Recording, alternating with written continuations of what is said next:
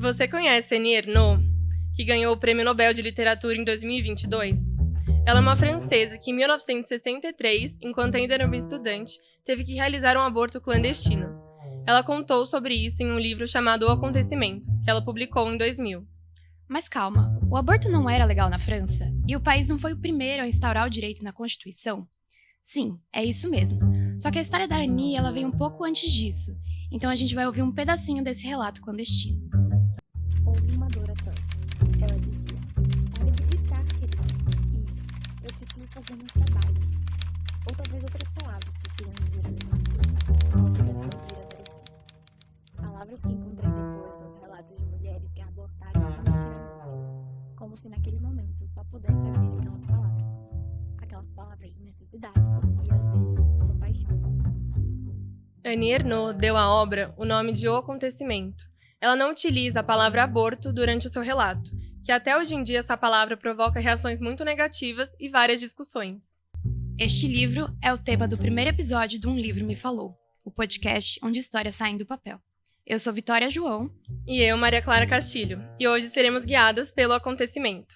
Esse livro traz muitas questões referentes ao aborto, e a partir dele nós discutiremos o aborto no Brasil, seu processo de descriminalização, sua inclusão na Constituição francesa e também no ano passado, quando o STF abriu uma ação para começar a discutir sobre a descriminalização aqui no nosso país.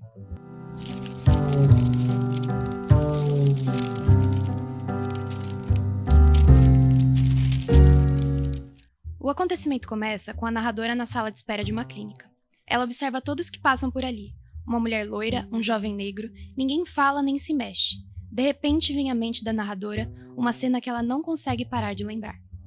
Um sábado e um domingo de julho, os movimentos do amor, a ejaculação. Era por causa dessa cena, esquecida por meses, que eu estava ali. O enlace e a gesticulação dos corpos me soavam como a dança da morte. Durante o livro inteiro, a jovem narradora se sente muito culpada por ter engravidado. Ela, com apenas 23 anos e ainda na faculdade, não consegue acreditar no que está acontecendo com ela. Ela conta ao pai do filho sobre a situação, ele ri e despreza. Diz que ele mesmo pode enfiar uma sonda em seu corpo e retirar o bebê. Por isso a narradora decide sozinha buscar uma solução para o seu problema, o que acontece com muitas outras mulheres. Milhares de moças subiram uma escada, bateram numa porta atrás da qual havia uma mulher de quem nada sabiam, a quem confiariam seu sexo e seu ventre. E essa mulher, a única pessoa capaz de fazer o sofrimento passar, abria a porta de avental e chinelo de estampa de bolinhas, um pano de prato na mão. Pois não, senhorita? A narradora conta que quando chegou ao consultório da senhora PR, ela foi recebida na porta e logo viu uma bacia com água fervendo com os instrumentos que seriam utilizados no seu procedimento. A senhora poupava conversas, e Annie, quando gritava de dor e chorava durante o aborto, a mulher pedia para ela se calar. Apesar disso, Annie é grata. Tenho a impressão de que aquela mulher em atividade plena me fez nascer.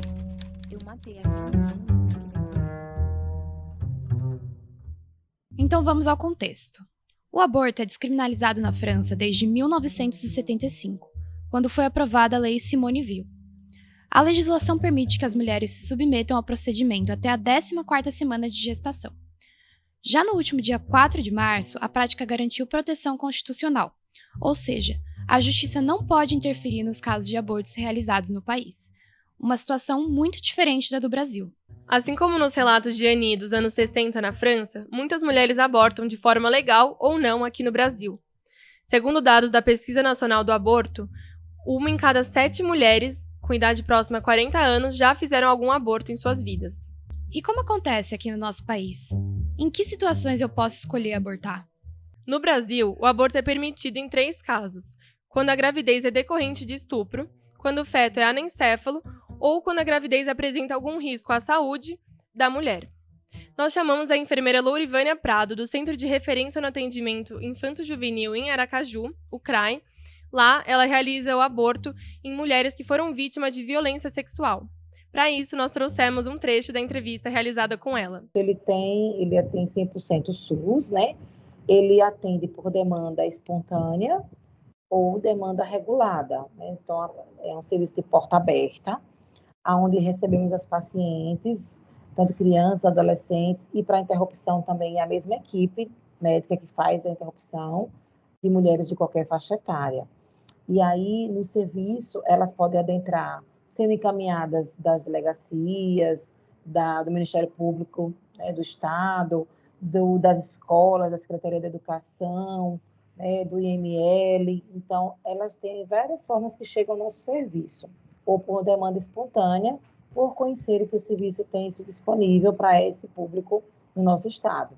Essas pacientes são mulheres negras, da raça negra, com perfil socioeconômico menos elevado, que tem ensino médio incompleto e está entre a faixa etária entre os 14 anos aos 30 anos de idade, o nosso maior público. Então, no estado de Sergipe, a gente já vem trabalhando, né, com a violência sexual em mulheres, crianças, em qualquer público, já desde quando a política do Ministério da Saúde ele foi formatada, em 2006. Então, a gente já tem isso bem desenhado e a gente não tem dificuldade em fazer as interrupções, porque a gente segue todas as normativas recomendadas pelo Ministério da Saúde, em termos de consentimento, em termos de esclarecimento dos riscos e benefícios do procedimento. Então, tudo isso é esclarecido dentro do Centro Integrado à Saúde desses pacientes, que envolve não só o médico específico, mas o enfermeiro, o psicólogo que está ali atendendo, o suporte do assistente social, e temos uma forte articulação com a Secretaria de Segurança Pública, entre o ML, Delegacia e o Serviço de Saúde, para garantir todo esse trâmite sem muita burocracia. Mas a gente sabe que a realidade sergipana é bem diferente de outros estados brasileiros. Um exemplo disso é o caso da menina de 10 anos, vítima de estupro, que em 2021 teve seu pedido de interrupção de gravidez negado inicialmente pela Justiça. A decisão indignou mulheres de todo o país. No fim, a jovem teve que viajar mais de 200 quilômetros para poder realizar o procedimento. 4 em cada 10 mulheres que realizam aborto de forma legal têm que fazê-lo em outra cidade. São esses dados que nos mostram como é a situação do aborto no Brasil. São realizados por ano mais de 500 mil abortos no país. Entretanto, apenas 2 mil deles estão previstos na lei. Grande parte das mulheres enfrentam dificuldades ao acessar o sistema burocrático e médico no país. Segundo a Pesquisa Nacional do Aborto, 43% das mulheres que realizam o procedimento têm que ser hospitalizadas depois. E para conversar com a gente um pouco sobre essa situação, nós vamos chamar Carla Angelini, graduada em Serviço Social, ativista pelos direitos reprodutivos das mulheres e membro do grupo Católicas pelo Direito de Decidir. Obrigada por aceitar nosso convite, Carla. Se você quiser se apresentar melhor também, pode... Obrigada. Sinta-se à vontade. Obrigada pelo convite, um prazer estar aqui conversando sobre esse tema tão urgente para nós. Bom, meu nome é Carla Angelini, eu sou argentina, eu estou morando aqui há vários anos. Eu sempre trabalhei no sistema de saúde público da Argentina e também participei durante 10 anos na campanha nacional por el derecho al aborto legal, seguro e gratuito lá no meu país.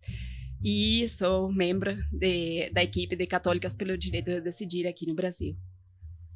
Certo. E, Carla, como eu falei, né, muitas mulheres têm dificuldade em acessar o sistema burocrático. Como que funciona isso, né? Quando uma mulher vê que ela precisa realizar um aborto, como que ela tem que fazer? Então, como vocês falaram, a legislação brasileira tem alguns permissivos legais, né? O caso de estupro, quando o feto tem anencefalia, e aparentemente assim, a lei estabelece que elas têm que ir no serviço de aborto legal e ser atendidas. Como sabemos, isso não acontece dessa forma, né? Tem muitas barreiras para ter efetivamente poder exercer esse direito, né? Principalmente em situações de meninas, né, com gravidez decorrente de estupro. Nós sabemos que tem muitas dificuldades para ter acesso, não só dentro do serviço de saúde, mas também dentro dos circuitos do judiciário, né? Por exemplo, essa juíza falando, aguenta mais um pouquinho, né? Todas essas situações de vulneração de direitos que não sabemos o que acontece. Também é verdade que tem equipes de saúde muito comprometidas com essas situações, que trabalham todos os dias para reforçar esses circuitos, né, dentro dos serviços de aborto legal. Mas a gente sabe também que estamos num momento que em alguns estados o que vemos um apagamento da política nesse sentido, né? O fechamento do hospital Vila Nova Cachoeirinha é um exemplo disso, né? Da política pública se retraindo e assim vulnerando direitos de mulheres, meninas e pessoas que gestam. Certo. E você que trabalhou, né, no sistema de serviço público de saúde na Argentina, como que foi trabalhar lá? Você atendia várias mulheres também na situação da autora do livro? Efetivamente, né? Nós recebíamos muitas mulheres. Antes da lei, na verdade, apareciam muitas situações com complicações de saúde muito graves por não ter acesso ao serviço de aborto legal, né? Então, vocês falaram da clandestinidade, né? Tudo que implica falar de clandestinidade, no sentido de não poder falar sobre aborto, ter que tentar ter acesso a esses serviços de forma irregular, tudo isso cria, né, todo um estigma em relação ao aborto. Então, por exemplo, recebíamos mulheres que não queriam contar o que tinham feito, porque sabiam que podiam ser criminalizadas. Então, a clandestinidade só reforça essa vulnerabilidade das mulheres. Porém, também tem situações que, para mim, foram muito marcantes, né? E que, por exemplo, no hospital eu trabalhava principalmente nos serviços de oncologia e cuidados paliativos. E eu lembro de uma situação de uma mulher de 27 anos, que estava grávida de 10 semanas, mas que eu conheci porque foi diagnosticada com câncer de mama. Então, foi informada, né, dos tratamentos que estavam disponíveis, mas que eram muito invasivos e, portanto, mulheres grávidas estavam contraindicadas, né? Então, eu lembro essa entrevista com ela porque ela falava isso, era uma gravidez desejada, sabe? Ela foi planejada e ela falava isso, eu não quero morrer, eu quero ter minha filha e quero ver crescer minha filha, criar ela e tal. E nesse momento, nós também tínhamos permissivos e ela decidiu interromper a gravidez, fez o tratamento, né? Depois ela se recuperou muito rápido e ela ficou grávida depois, né? E agora tem um filho, eu acho que já deve ter uns 8 anos. Mas para mim isso foi muito marcante, porque foi isso, né?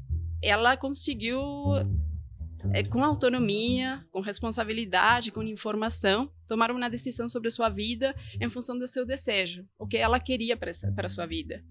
E isso foi possível porque tinha uma lei que garantia isso, né? E, portanto, uma política pública de acompanhamento, de acolhimento. Esse momento de muita vulnerabilidade para ela, ela conseguiu atravessar esse momento de outra forma, né? Acompanhada, com uma equipe de saúde disponível. Então, para mim foi muito marcante nesse sentido. Foi ver como uma pessoa pode tomar uma decisão sobre a sua vida com autonomia e em condições de segurança, né? De uma forma segura. Isso é muito importante, Muito né? A pessoa emocionante mesmo. tomar essa decisão e ser amparada, né? Ter apoio psicológico, apoio médico, né? Exato. E você percebe, assim, uma grande diferença entre a questão, o panorama do aborto na Argentina e aqui no Brasil? Bom, claramente, eu acho que a legalização do aborto na Argentina foi um marco, assim, né? E realmente muda a realidade das mulheres, das pessoas que gestam. Nesse sentido, eu acho que tem uma mudança grande, né? Uma diferença grande com o Brasil. Porém, eu acho que a legalização também traz alguns desafios, que é depois monitorar a implementação da lei, que é, o que acontece realmente, as mulheres podem exercer esse direito, né? E aqui no Brasil, a gente que trabalha com esses permissivos, o que nós vemos, sempre nos falamos de fazer leituras interseccionais, né?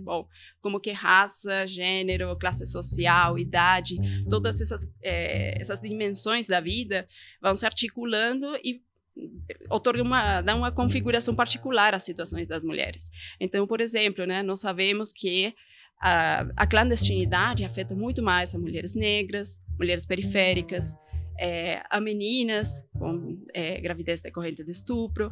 Então, a gente tem que ter esse olhar para poder também pensar em respostas que realmente abordem, não, essas situações, né? De uma resposta real a essas situações.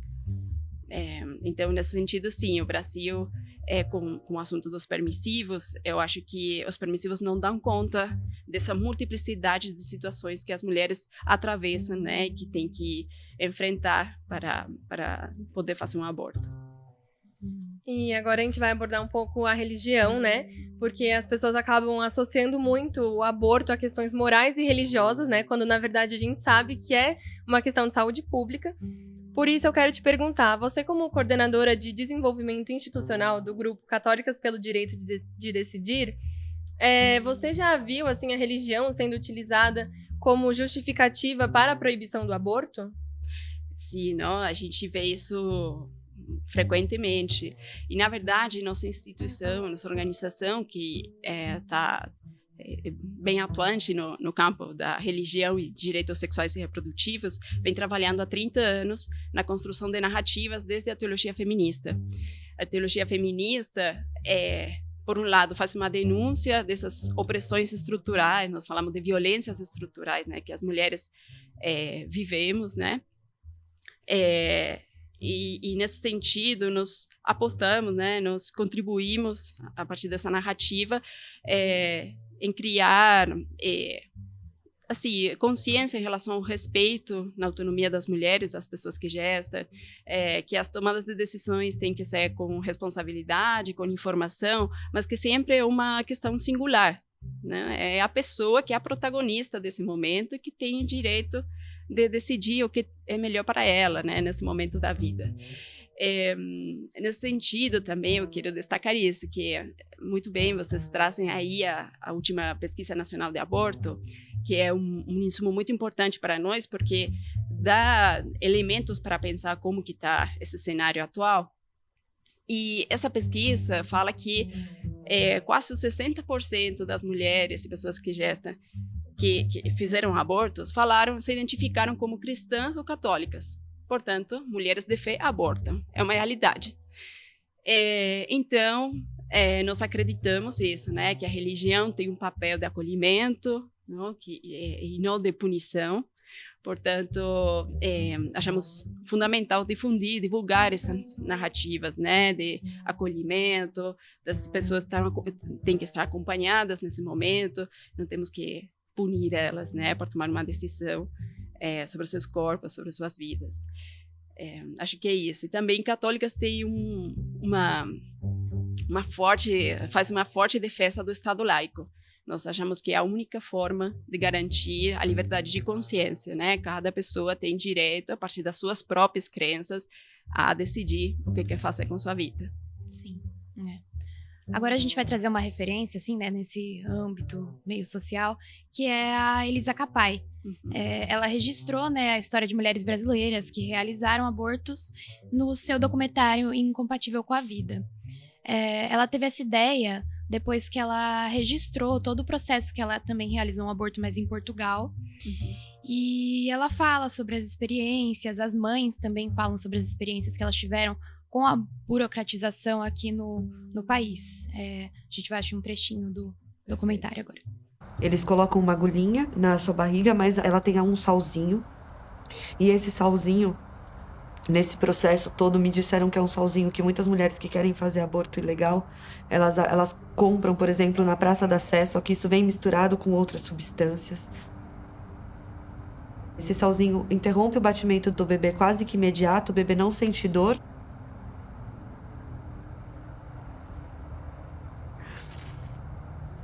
E aí eu fui embora pra casa.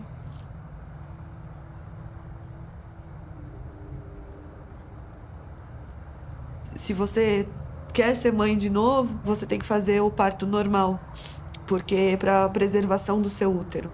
E a bebê fica ainda, para o corpo ir entendendo que existe uma vida ali que já não existe mais.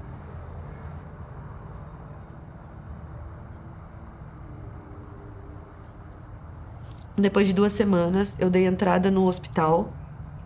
Eu fui falar com a doutora, expliquei pra ela e a primeira pergunta que ela me fez foi: você tem os documentos aí? Aí eu falei: tenho, tudo aqui. Ela me disse: é porque se você não tivesse os documentos com a autorização do aborto, a gente ia cuidar de você, tudo, mas você sairia daqui algemada, né? É uma realidade muito complicada, né? Porque cada um busca aquilo que consegue para dar um jeito naquilo que precisa. O que você achou, assim, desse relato? Desse né? trecho? E também pensando nisso, nas possibilidades, quando o aborto é clandestino, quando não está legalizado, efetivamente você tem acesso a determinados remédios profissionais ou similares, né? Nem sempre profissionais, e você coloca a sua vida em risco. É isso, né? E não sabemos, a estatística fala que em países que já legalizaram o aborto, a mortalidade materna cai de forma drástica, né? Então, é uma realidade isso. E também, não, considerando que a Organização Mundial da Saúde já tem recomendações sobre medicamentos que são sumamente seguros para usar, que tem que ser de fácil acesso, que não são caros, sabe? Ter situações desse tipo que você não sabe o que está colocando no seu corpo, realmente é terrível, né? A gente tem que pensar como as mulheres colocam suas vidas em risco quando tentam fazer um aborto, quando tem legislações assim tão restritivas, né? E a gente vê como o sistema de saúde não está pronto, né, para receber as mulheres. Assim, não estou generalizando, alguns são, né, estão prontos na Argentina, como você contou, como a gente mostrou a Lourivânia lá em Aracaju. Mas assim, essa mulher desse trecho, né, que a gente mostrou, ela estava realizando um aborto legal. E mesmo assim a enfermeira falou, nossa, se você não tivesse com os documentos, você seria presa. Assim, né, ao invés de dar uma ajuda psicológica, né, a enfermeira faz um comentário dessa forma, sabe? Exato. Então tem que mudar muita coisa ainda, né? Isso. Por isso a gente fala que a gente está trabalhando pela descriminalização legal do aborto, quer dizer, legalizar o aborto, descriminalizar, que a mulher não seja punida, e também legalizar, isso, preparar o que tenha política pública de atendimento, e por outro lado a descriminalização social do aborto, quer dizer, isso que vocês contavam do livro, que está tão bem descrito aí no livro, que é essa culpa que ela sente, né? Essa sensação de desconhecimento, não sei o que vão fazer comigo, mas eu tenho que entrar ali nessa sala, porque, bom, tudo isso, esses medos, a gente fala de descriminalização social no sentido que a gente tem que falar sobre aborto. É uma realidade, é um evento que é frequente na vida das mulheres, mais do que a gente acha que é. Então, descriminalizar socialmente é isso, né? Avançar no sentido de falar sobre aborto, respeitar a autonomia das pessoas em relação com isso e tirar essa culpa, não, essas que muitas vezes historicamente os discursos religiosos têm legitimado, né, essa culpabilização das mulheres, das pessoas que gestam quando tomam essas decisões, né? Além desse trecho do documentário da Elisa, a gente também conseguiu falar com ela e ela mandou pra gente, né, um áudio sobre a experiência dela abortando lá em Portugal. A gente também vai ouvir agora. E eu cheguei no hospital com número de septicemia, né, de infecção generalizada. E naquele momento, fiquei com muito medo de perder o útero, felizmente eu não perdi, mas eu fiquei muito tensa, né, se aguardou que a minha febre baixasse, eu fiquei tomando, enfim, antibiótico na veia alguns dias, até a febre baixar e até ter condições de eu ir, então, para uma sala de cirurgia, levar uma anestesia geral e retirar esse resto de placenta. Fiquei com muito medo de perder o útero em todo esse processo e eu pensei, é assim que as mulheres morrem no Brasil. Porque eu fiquei me questionando, se eu chegasse no hospital, na mesma situação, mas tivesse feito um aborto clandestino no Brasil, será que eu contaria para o médico que eu fiz um aborto? Eu acho que Elisa, eu teria medo de ir presa. Eu pensaria se eu contaria ou não. E se eu não contasse naquele primeiro momento, e se eles não investigassem meu útero naquele primeiro momento, talvez a septicemia me matasse.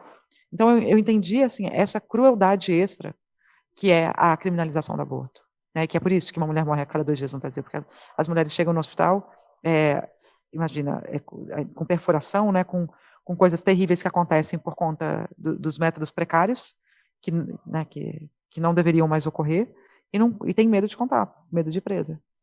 Então é muito violento, assim, né?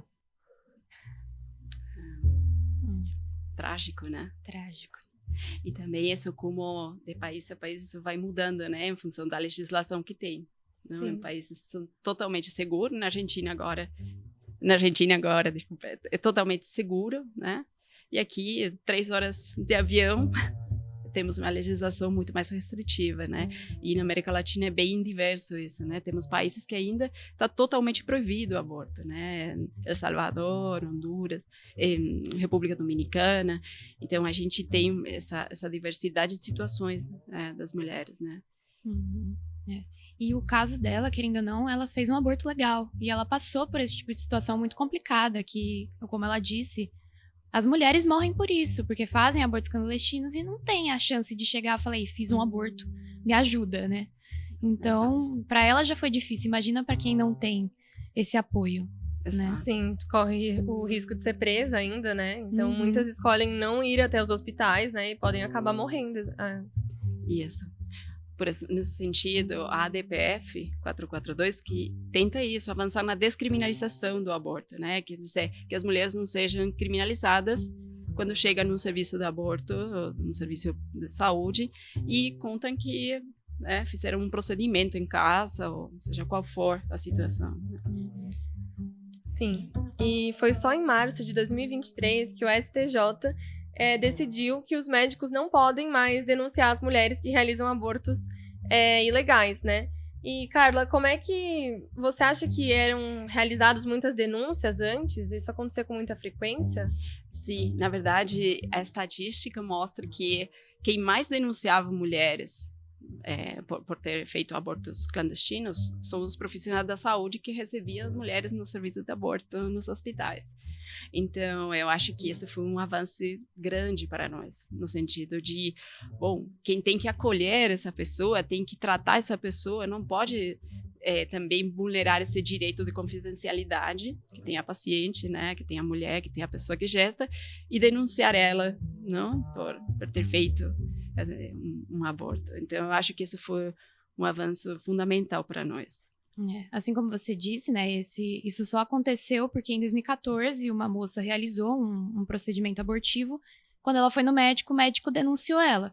Foi à justiça, ele prestou até depoimento contra ela, mas ele levou o laudo e teve toda essa questão de, né, confidencialidade médica, e então a justiça considerou as provas ilegais. Isso. Aí acabou tendo essa decisão do STF, né?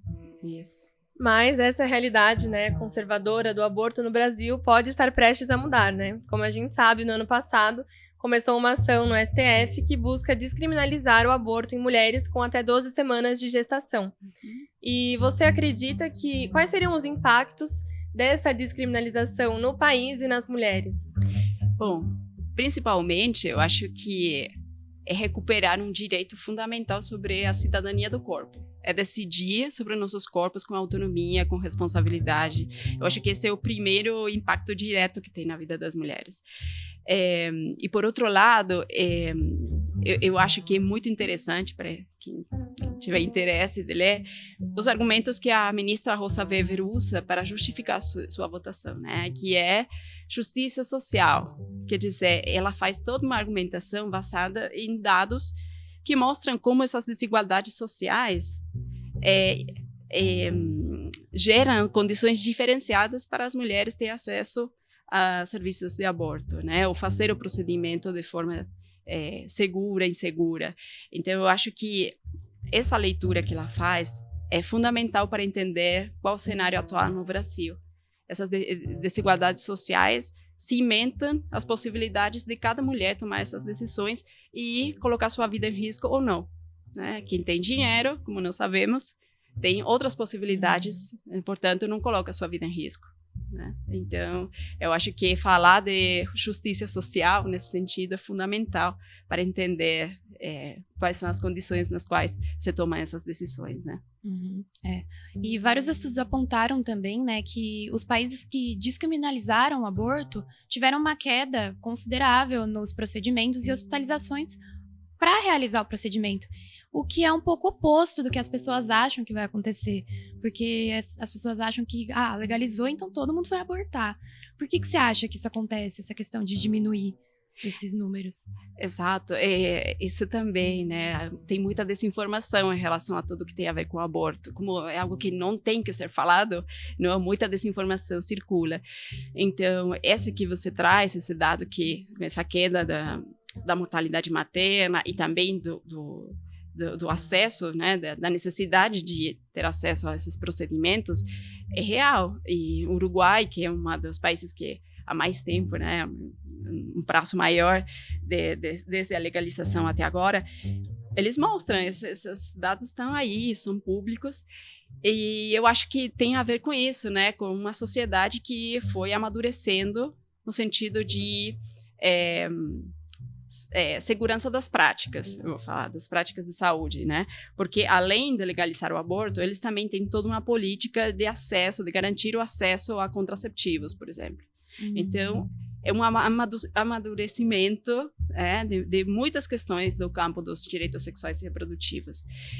Quando a gente fala nesse campo, sempre as políticas nós achamos que tem que ser pensadas de forma abrangente, né? Não é só o aborto, é aborto e além. Não? Então, quando falamos dessas condições nas quais as mulheres tomam decisões, também falamos disso, da possibilidade de ter acesso a contraceptivos, a educação sexual nas escolas.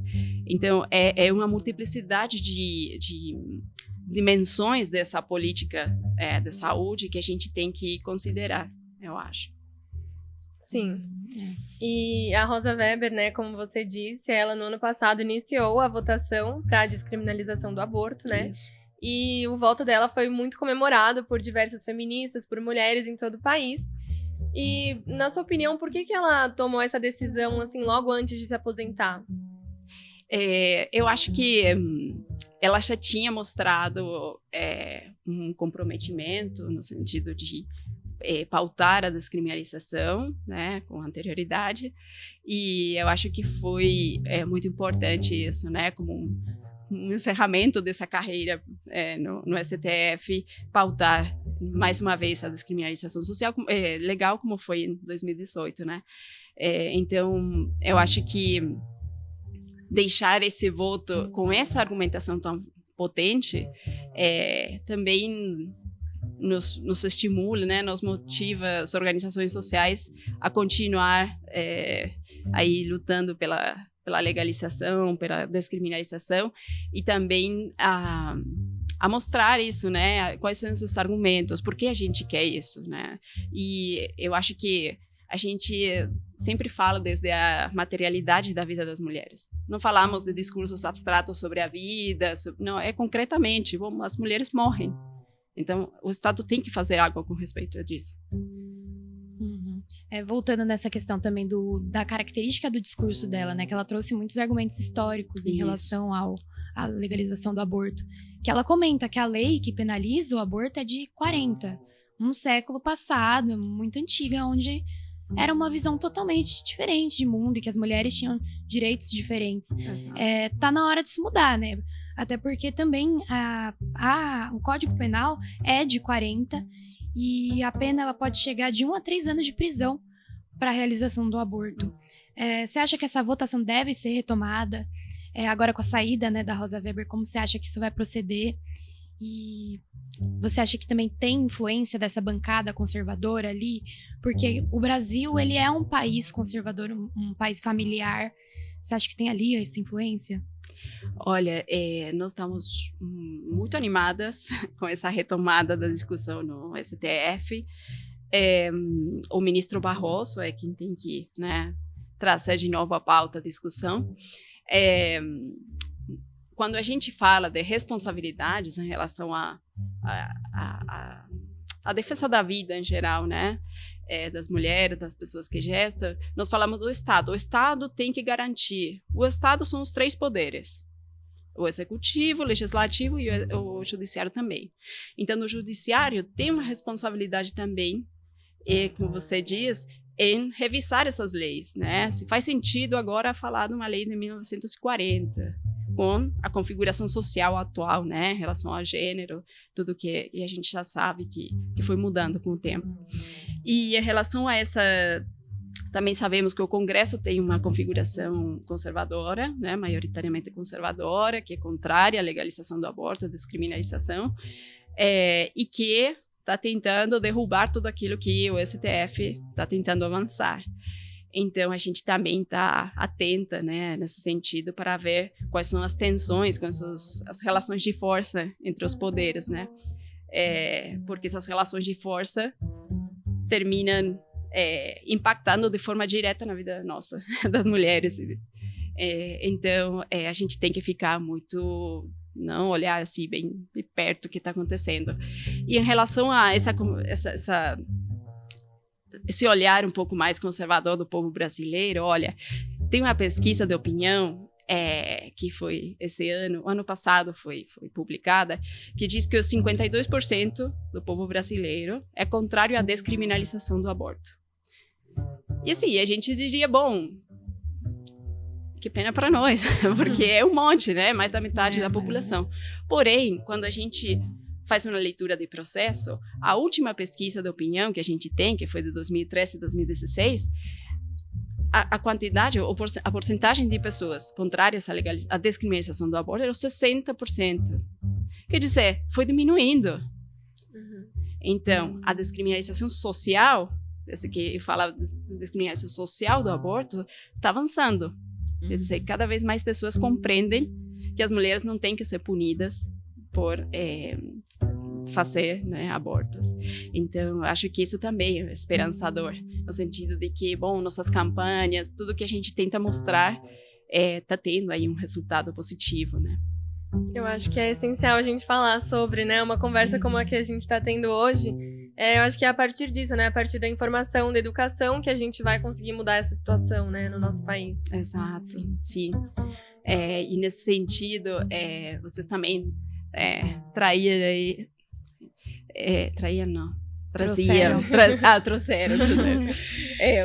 Vícios do espanhol. Não, que vocês também trouxeram esse elemento, né, da Constituição da França, que é um bom elemento para pensar, né, em como os cenários políticos de cada país são diferentes, né? E o que está acontecendo nos Estados Unidos, quando derrubaram Roe vs. Wade, e todo esse avanço, né, do neoconservadorismo. Então, eu acho que aí a gente tem que aprender duas coisas. Por um lado, que os direitos conquistados não estão garantidos eternamente. A gente tem que ficar muito aí olhando, tentando conservar o que já conseguimos, né, tentando avançar, mas nunca retroceder. E, por outro lado, eu acho que é um chamamento também aos movimentos sociais, né, organizações como a nossa, que está articulada em frentes, em movimentos sociais, que nós temos uma responsabilidade nesse sentido de cobrar os governos, né, que façam política pública, que avancem no reconhecimento de direitos. Então, nosso papel também é importante nesse sentido, eu acho. Carla, é isso. Se você quiser falar alguma coisa, dar um último comentário. Tá, eu gostaria de parabenizar vocês por esse projeto. Obrigada. Eu acho maravilhoso, né, trazer um livro e, a partir disso, olhar para a realidade. Eu acho que, muitas vezes, as artes em geral nos mostram, né, uma expressão de tudo que está acontecendo, né, e é bom para um disparador, né, uma forma para olhar para a realidade. E realmente, para mim, é um prazer estar aqui falando sobre um tema tão importante para nós, que tem a ver com a cidadania dos nossos corpos, sobre viver com mais liberdade. Sim. Na verdade, é isso que a gente quer. Com certeza. É nosso, né? Receber você é muito importante aqui, né? Muito obrigada. As opiniões sobre a legalização do aborto ainda causam grandes debates na sociedade. Aqueles que defendem a descriminalização dizem que ser ilegal fere o direito das mulheres sobre elas mesmas. Já aqueles que ainda acreditam que o aborto é um ato criminoso, acreditam que o feto é vivo desde o momento em que ele é concebido. Esse é o nosso primeiro episódio do nosso podcast Um Livro Me Falou, e é só o começo. Ele é uma realização do Pod Casper, um projeto da Faculdade Casper Libero. Esse podcast tem produção de Luísa Monte, Luísa Pojar, Maria Clara Castilho e Vitória João. A apresentação é de Vitória João e Maria Clara Castilho. As vozes adicionais que vocês ouviram são de Luísa Monte. A sonoplastia é de Agnoel Popó e a edição de mídia audiovisual é de Nilson Almeida. O episódio entrevistou Lorivânia Prado, Carla Angelini e Elisa Capai. Foram utilizados trechos do documentário Incompatível com a Vida, de Elisa Capai. Obrigada por nos escutarem até aqui e até a próxima!